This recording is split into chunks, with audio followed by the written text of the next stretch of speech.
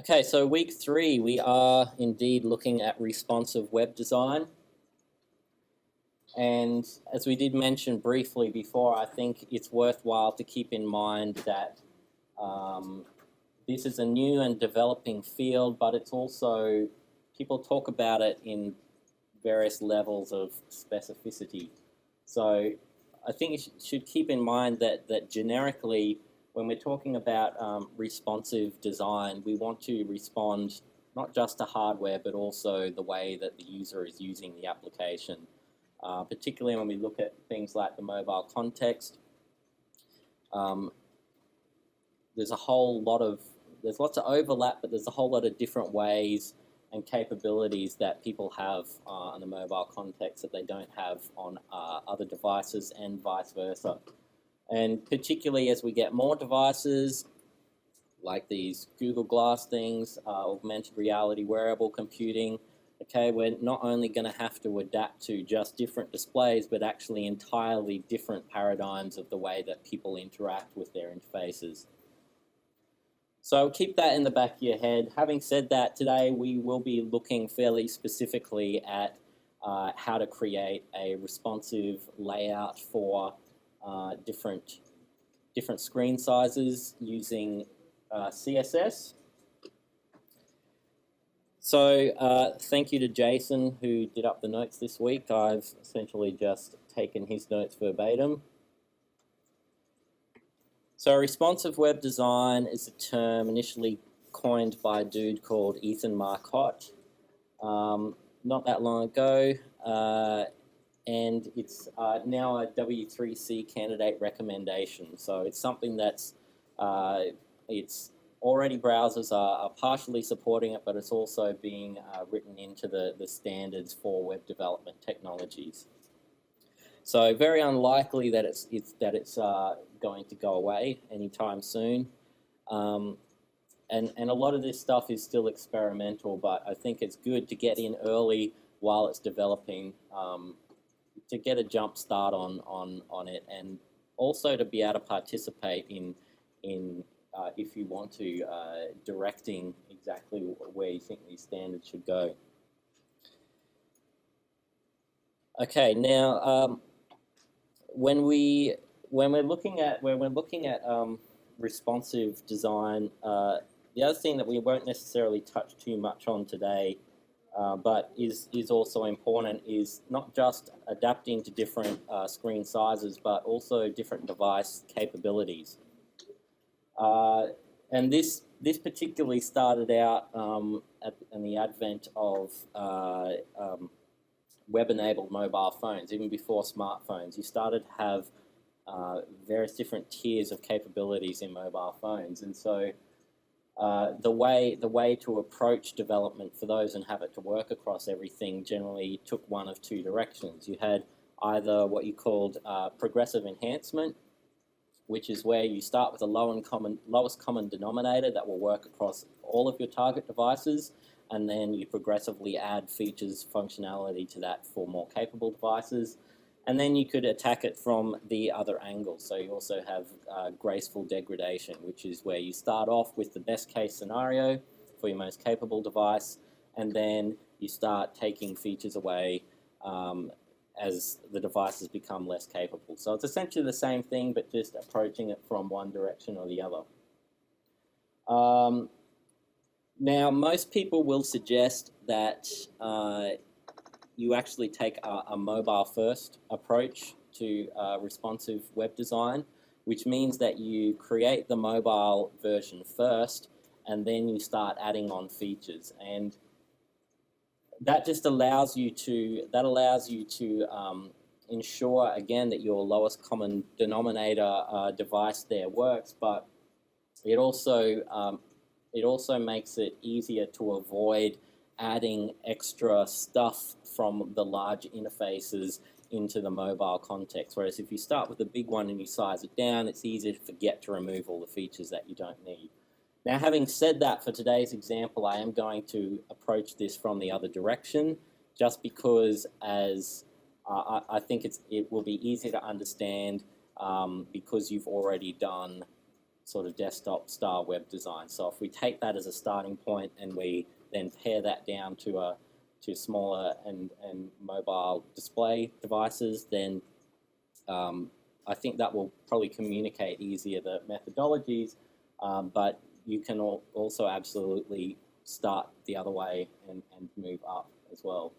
And as I said, a lot of people will suggest that that's actually the best way to do it.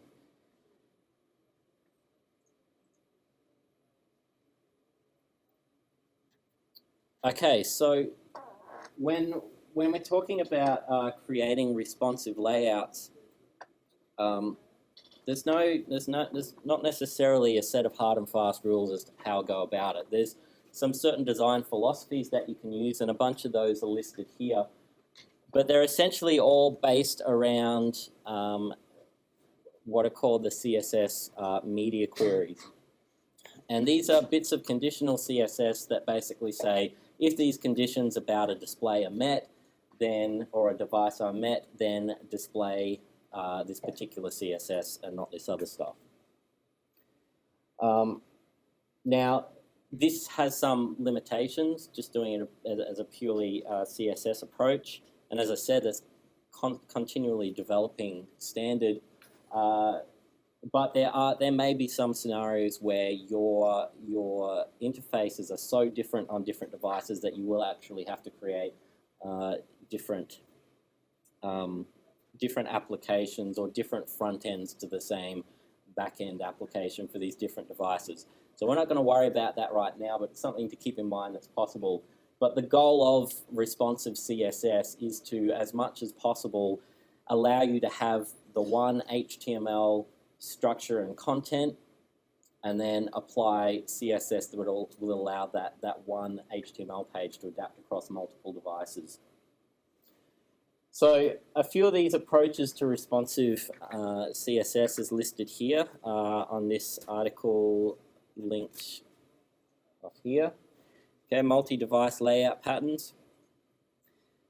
So I'll just briefly talk about a few of these, and again, these aren't necessarily black and white categories. A lot of examples will borrow various bits and pieces, and the example I'm going to do is sort of a mix of two of these. But this is probably a good way to categorize and look at some of the approaches to making a responsive design.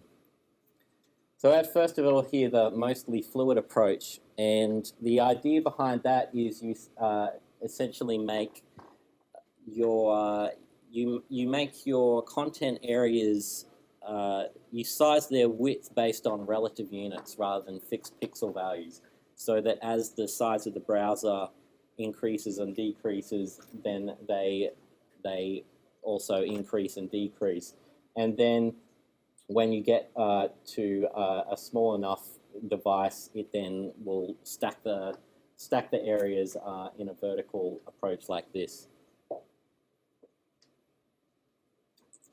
You've got the column drop technique, where you define a bunch of columns where you put content in, and they're usually and the columns can be fixed width, but as the screen becomes smaller, too small to accommodate all of those columns, it will just start taking columns off and then dropping them underneath until, again, finally you get down to the smallest display, which is a vertical stack of columns. The layout shifter, this is probably the more complex version, where you actually have fairly significantly different layouts for different screen widths. So, for example, here you may have a sidebar, which, when the screen becomes narrow enough, gets moved either up the top or down the bottom. And then, again, in the smallest context, is vertically stacked.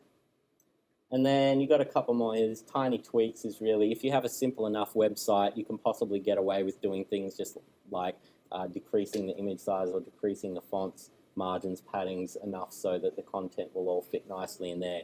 So if you have nothing much more than say a bunch of text, then it's fairly easy just to make it recollapse on itself to size it down into a smaller display. This is quite an interesting one, the off canvas, which is saying rather than stacking everything in a big vertical page, which might require a lot of scrolling, let's remove some interface elements that aren't needed all the time, and just have a small trigger that's always visible to bring it in. And a good example of this is the Facebook navigation menu. Okay, so it just has a button there, or a swipe gesture that allows you to bring it in and out when it's needed. And there's a few more examples of that sort of thing. Okay, so there's some of the design patterns, and as I said, it doesn't mean that you have to only do the stuff suggested in one thing. Okay, you can mix and match, but there's some of the common approaches. Okay, so what we're obviously going to need to do is choose breakpoints. So we're going to need to choose various different screen widths at which to tell it to lay out differently. So there's a couple of schools of thought about how to go about doing that. And again, this has kind of evolved as the device market has become more fragmented. So if we go back to say 8-10 years ago, all right, your job as a web designer was essentially to design for a fixed display at a particular resolution that you could say 90% of your target market had. And then that was your job. You had a bunch of different browsers to test for, and that was kind of it.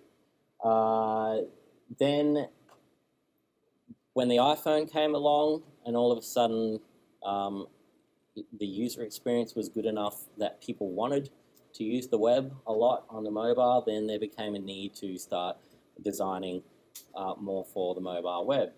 And at this point, it was really just desktop and iPhone. So you'd even see a lot of websites that would have their URL, and then they'd have a subdomain iPhone dot their URL,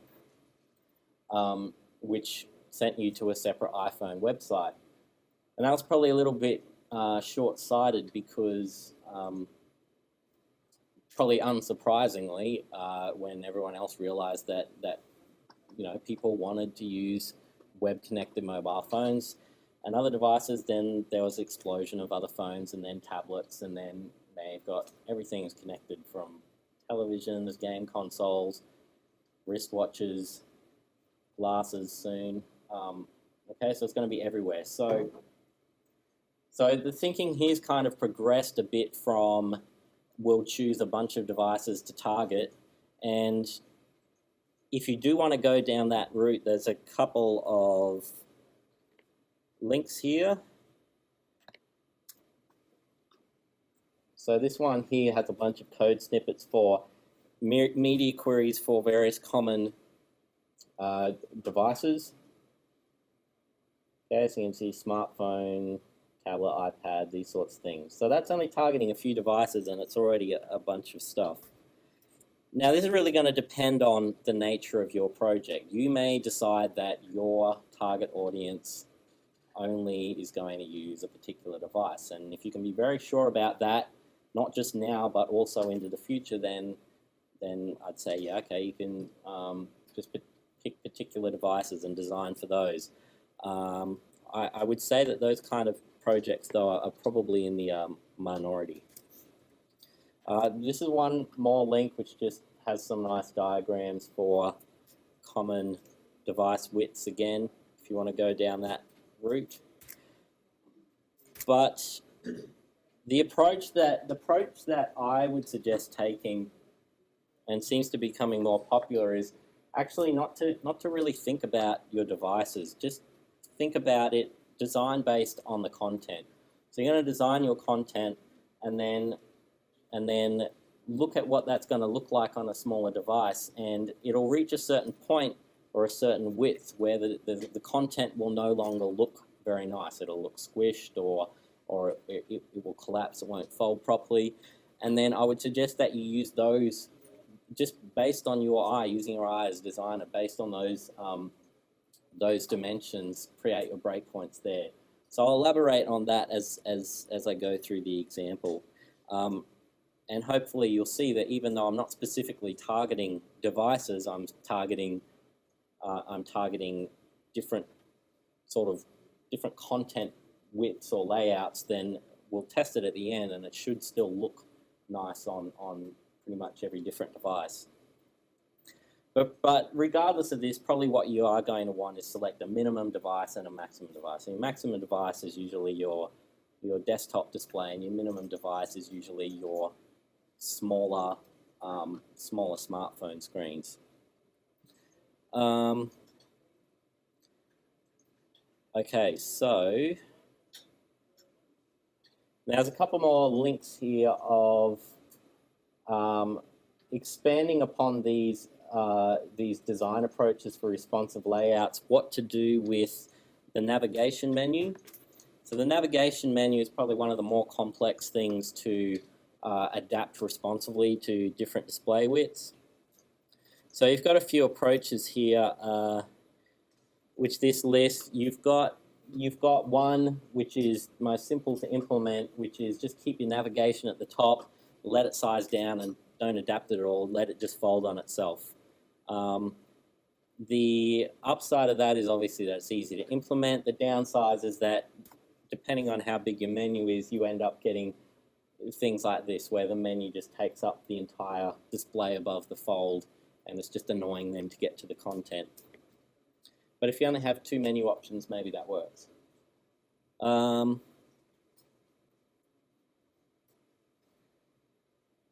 You could put your navigation in the footer of the page, and then just provide an anchor link at the top of the page to go down there.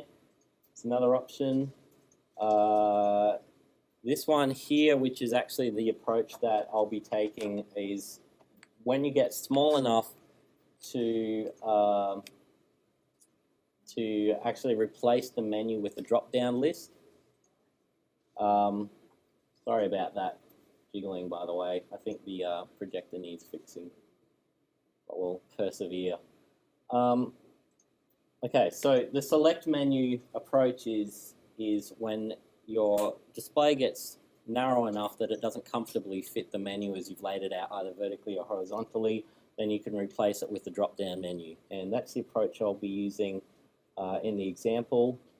One slight drawback to that is you will require a little bit of JavaScript to detect the menu selection and then re-navigate the page. But that's usually a pretty decent trade-off. What else have we got here? We've got like the toggle switch, which drops it down into the page.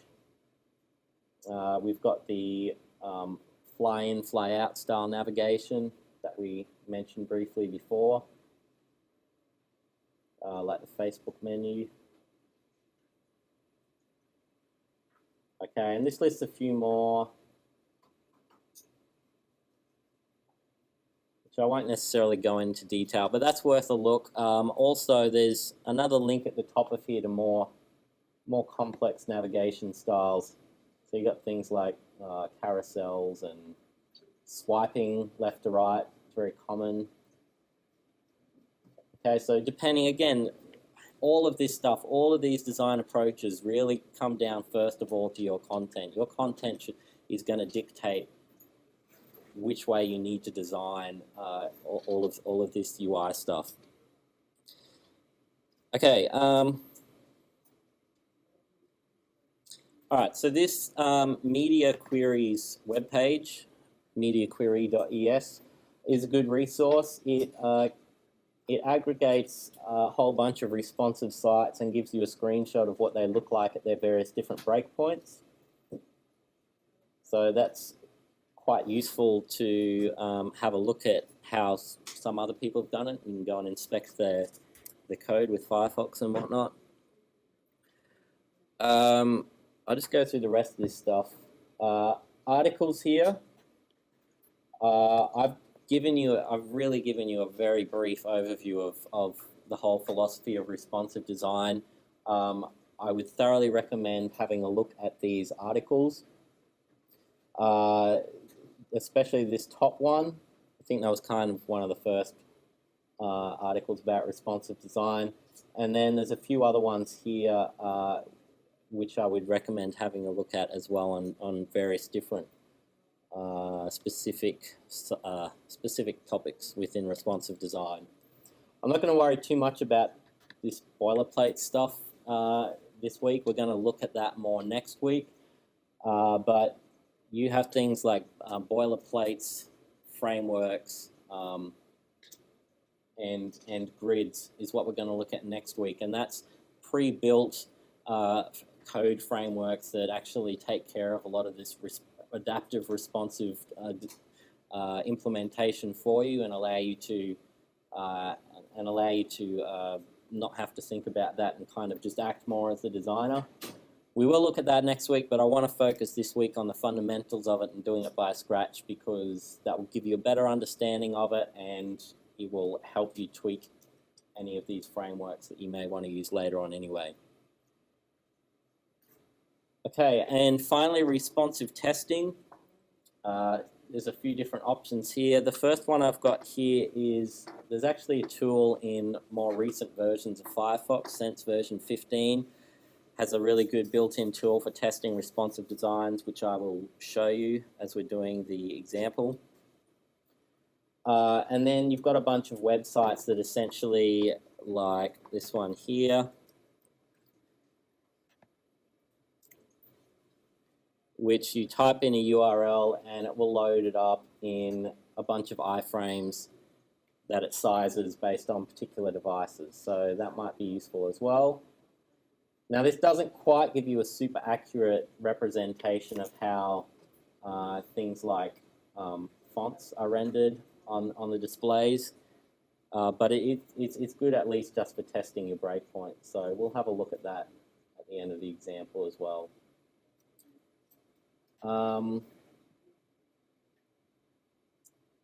Okay, so I will show you this. I'll show you this Firefox tool that I'll use while we're creating this example, and maybe I'll just look at one of these. Actually, I'll go back here to. Okay, I'll go back to this article about the various different layout patterns, and let's look at maybe one of these layout shifter ones. Like, let's have a look at food sense. Okay, now I'm just going to open this up in Firefox. Okay, so it's worthwhile looking at some existing responsive layouts and maybe examining some of the code just to see how other people have created their responsive layouts.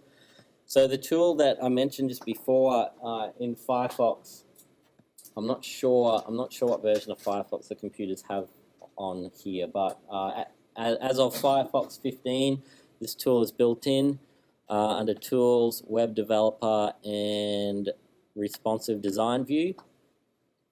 Okay, and it will give you a thing that looks like this.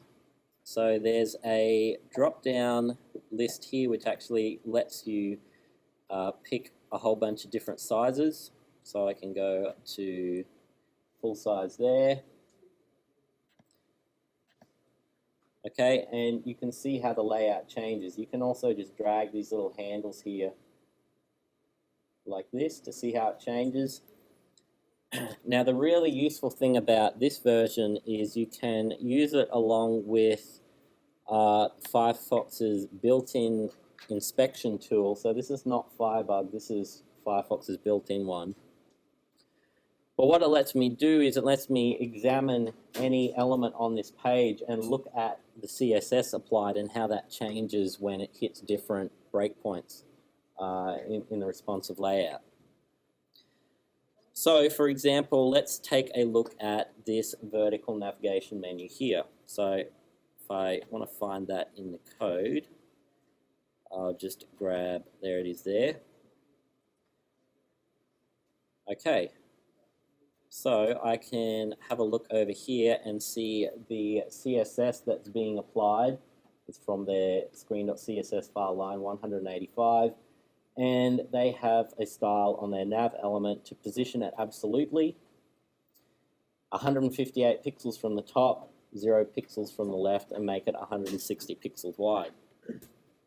Now I'm interested in seeing how this CSS changes when I size the window down and it goes from being a vertical navigation menu on the left to a horizontal navigation menu on the top. So actually,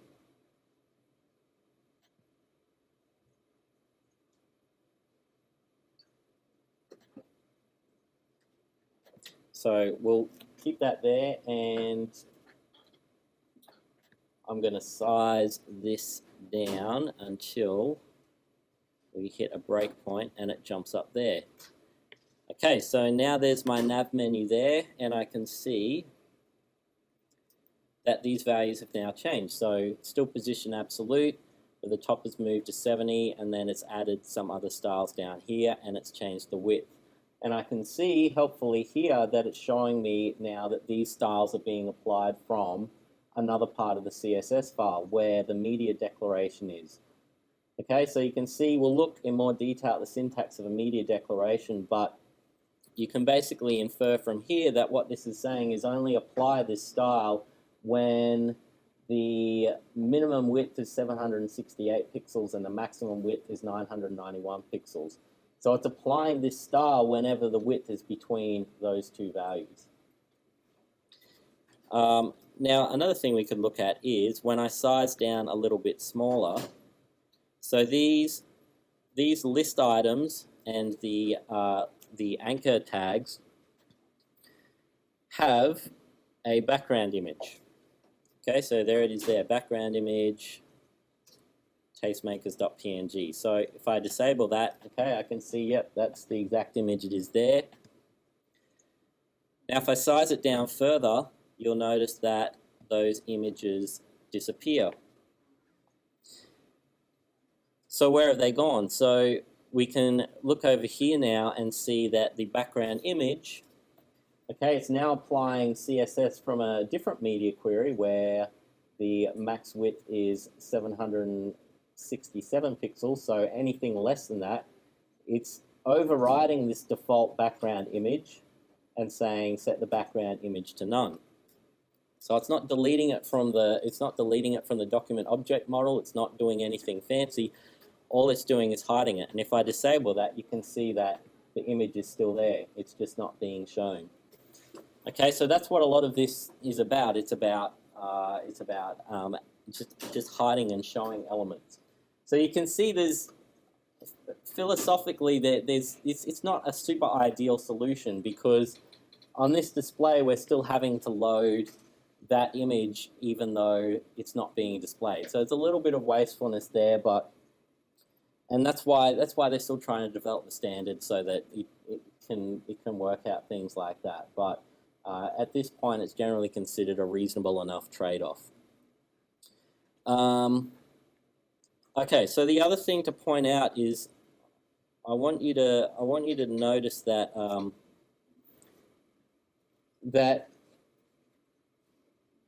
just because you have something in a media query doesn't mean that it gets rid of the other CSS that you've already declared. It will only change a bit of CSS if you're overriding a previous style. So this is only being disabled because this background image is being set to none. But if there are other styles that were applied aside from this that aren't being overridden, they're still going to apply. So I'll demonstrate that a little bit more in the example as well. Yep. Is there a way to like the scale of the background image, or is there a point where you can certainly scale the images, and